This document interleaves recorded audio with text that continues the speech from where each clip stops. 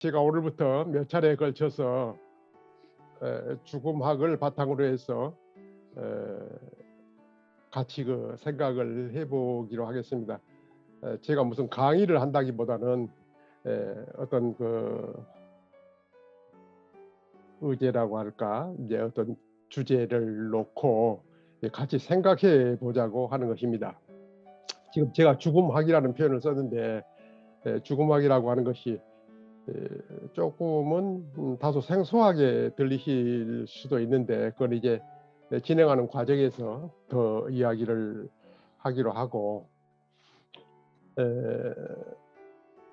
이 과정에서 제가 같이 생각해 보고자 하는 것은 임종과 죽음, 그리고 이 상실에 대해서 우리가 체계적으로 한번 다뤄보고 싶고, 또 자신을 포함해서 어떤 사랑하는 사람이나 가족 또는 제3자가 상실이나 죽음에 처했을 때 그 발생할 수 있는 여러 가지 사안에 대해서도 이에 대처하고 또 그 극복할 수 있는 그런 지혜와 기술을 우리가 같이 생각해 보고자 합니다. 나아가서는 이 주제를 통해서 우리 자신의 어떤 세계관과 가치관을 정립하고 또 삶의 소중함을 깨닫는 그런 시간이 되었으면 하는 것이 저의 작은 바람이기도 합니다. 오늘은 그 첫 번째 시간입니다. 시작하는 인사로 제가 죽음의 실존적 성찰이라는 그런 제목으로 인사를 드리려고 합니다. 그 누구나 다 하는 이야기부터 시작을 하겠습니다. 나는 누구인가? 어떻게 살 것인가? 그리고 어떻게 죽을 것인가?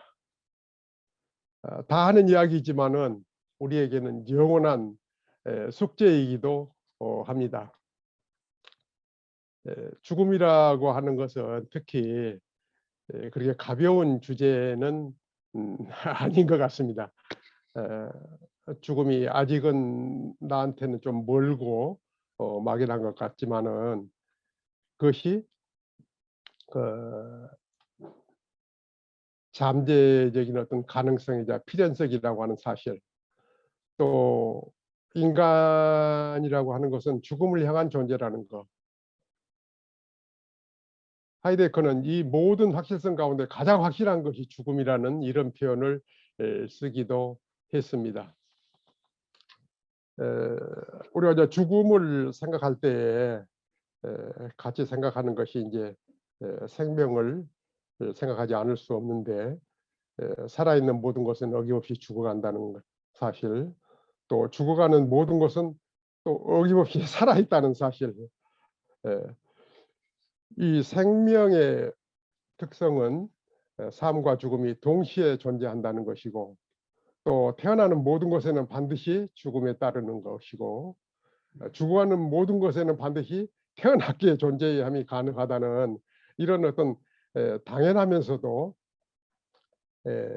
그 우리가 같이 생각해 보지 않았던 어떤 이런 것인 것 같아요. 우리가 자연계를 들여다보면은 그 죽음이 있어야 삶이 있고 또 삶이 있어야 죽음이 있다는 이런 그 지금 아까 제가 표현한 그런 역설적 그런 진리가 여실히 드러난다, 이런 생각도 해보게 합니다. 프로이드는 이런 식으로 생각을 했는데, 어떤 생명의 본능을 그 에로스와 타나토스, 죽음이죠. 그 타나토스로 구성되어 있다고 이렇게 보았는데, 그 어느 한쪽이 없다면은 생명의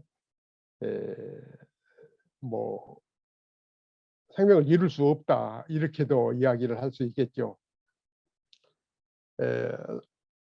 삶의 본능이 지향하는 것은 죽음에 있고, 타나토스, 즉 죽음의 본능이 지향하는 것은 삶에 있다고 이렇게 생각을 합니다.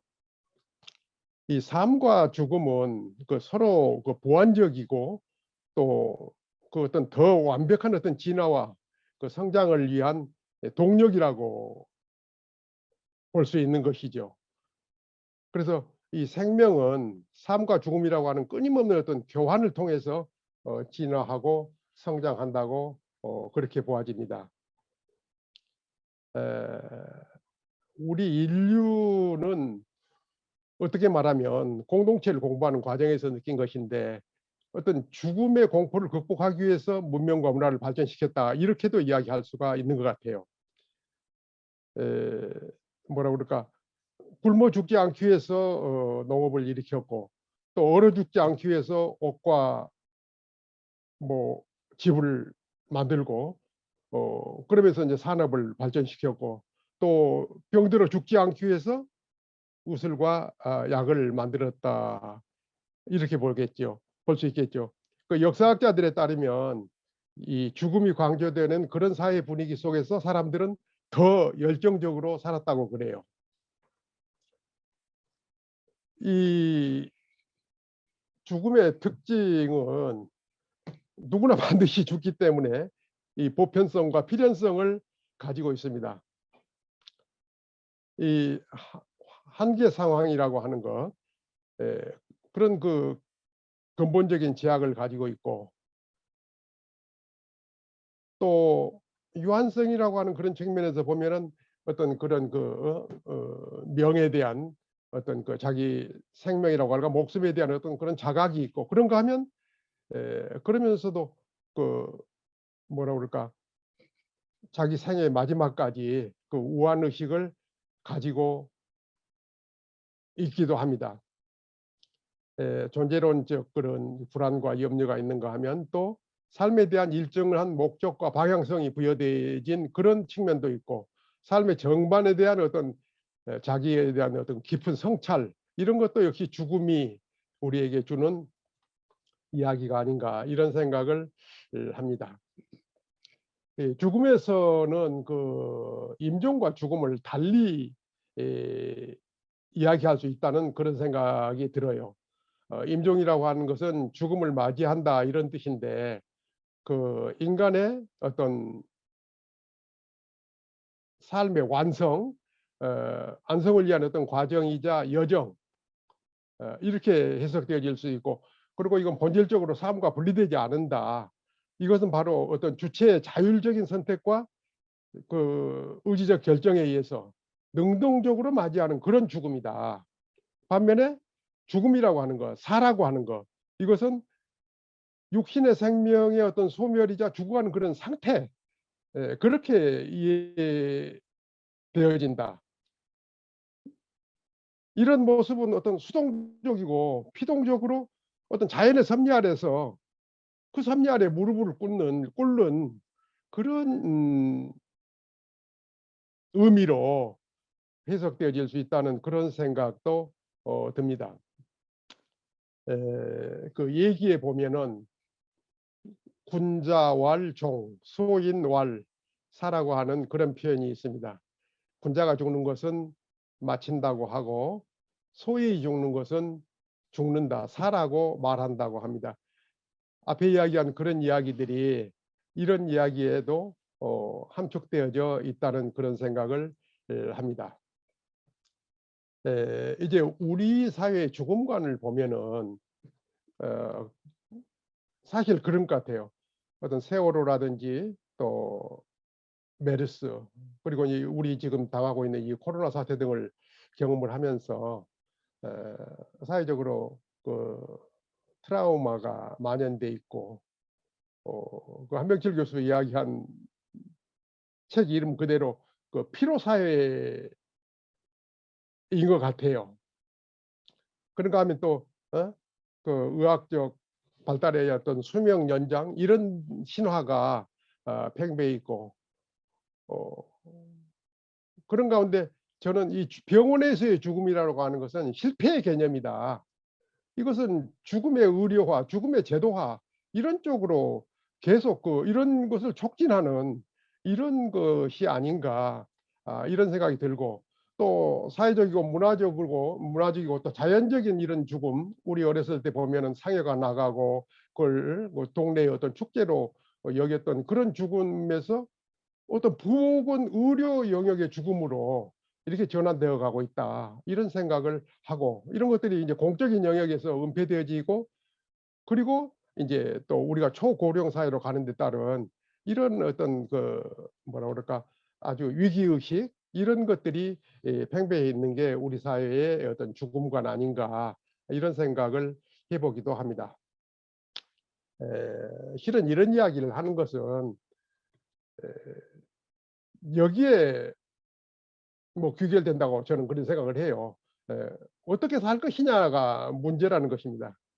그래서 지금 죽음을 이야기하고 있지만 이 죽음을 기억하면서 살아간다는 것, 그것이 영원한 우리들의 어떤 삶의 자리라는 것, 이런 것들을 우리가 스스로 그 자각을 한다고 아까 이해를 하고 삶에서 죽음을 바라보고 삶과 죽음을 지혜롭게 융화시켜서 살아가야 한다는 그런 생각을 같이 해보자고 하는 것입니다. 이 멜레테 타나토라고 하는 그런 표현이 있는데 이 말은 멜레테 이건 연습이라는 뜻이고 타나토는 이제 죽음이니까 죽음의 연습이라는 그런 이야기입니다. 이런 이야기는 아까 그 전고로 들었던 얘기에도 같은 이야기가 있습니다. 군자의 삶은 매일이 기일이다. 매일이 기일이라는 것은 날마다가 제삿날이다 이런 뜻이죠. 어, 그래서 이 죽음의 연속, 날마다가 제삿날이다. 그것은 바로 뭐라고 할까 그 날마다가 제삿날이라고 하면 그 날이 나의 어떤 생의 마지막이라고 하면 어떻게 살아야 할지는 자명해지는 거 아닌가 이런 생각을 또 하게 됩니다. 그래서 어, 죽음이 삶을 묻다 이런 표현을 썼는데 지금까지 한 이야기에 뭐 결여라고 할까 이런 뜻이 되기도 합니다. 죽음의 삶에서 죽음을 멀리 떼어놓고 볼 것이 아니고 죽음을 기억하면서 살아가야 한다는 거, 또 삶에서 죽음을 바라보고 그 삶을 잘 살아야 된다는 거, 그것은 바로 현재를 정성스럽게 살아가는 어떤 그런 자세여야 한다는 그런 생각입니다. 우리가 이 세상에 태어나서 살아가는데 이 삶은 축복, 선물이라는 표현도 쓰는데 정말 그것이 왜 우리들의 삶이라고 하는 것이 축복인가 그런 생각을 해보면서 이 사는 것이 문제가 아니라 잘 사는 것이 문제라는 거, 얼마나 오래 살 것이 아닌 얼마나 오래 살 것인가가 아닌 어떻게 살 것인가가 문제라는 거, 이런 생각을 같이 해보자고 하는 것입니다. 그것은 바로 잘 산다고 하는 방법, 이것은 자기 자신을 잘 가꾸고 또 타자를 향한 감사하는 삶, 이런 것이 제대로 사는 삶이 아닌가. 삶 전체에 대한 감사하는 마음으로 살아간다면 죽음도 두려운 것이 아닐 것이 아닌가. 그래서 우리가 죽음을 다루는 방법이 바로 인간의 삶의 질을 결정하는 데 큰 영향을 미친다는 사실. 실은 이런 표현을 늘 씁니다만은 이 삶의 비극이라고 하는 것은 어떻게 말하면 지금 이야기하는 어떤 죽음에 있는 것이 아니라 살아있는 동안에 이미 죽어버린 우리들 내면에 있는 거 아닌가, 이런 생각을 같이 해보자는 것입니다. 이 메멘토 모리 까르테 디엠이라는 표현이 있습니다.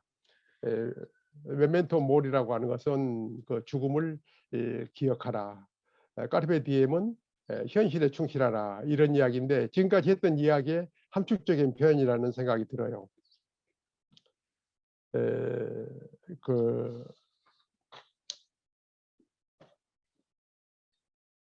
뭐라 그럴까 그 인생의 아름다운 마무리, 그거는 지금을 마지막처럼 사는 것이다. 그 인간 앞에 죽음 앞에 선 인간, 그 죽음 앞에선 그 인간에게 나는 아까 앞에서 말한 것처럼 난 누구지? 나는 어떤 존재가 되기를 원하는지, 그리고 오늘이 마지막이라면 그 남은 삶을 어떻게 사는 것이 가장 자신다움인지, 이런 그 실존적 물음이 있어야 한다고 생각합니다. 이 무릎에 정직하게 답을 할 수 있을 때 그동안 놓치고 살았던 어떤 소중한 삶이 어떤 삶의 미학이 저절로 드러나는 것이고, 그것이 바로 인간다움이고, 그 인간다움이라고 하는 것 자체가 우리의 어떤 실존적 그런 의미가 아닌가, 이런 생각을 하면서 오늘은 시작하는 인사로 이런 이야기를 잠깐 드렸고, 다음 시간에는 죽음학에 대해서 같이 생각해 보려고 합니다. 감사합니다.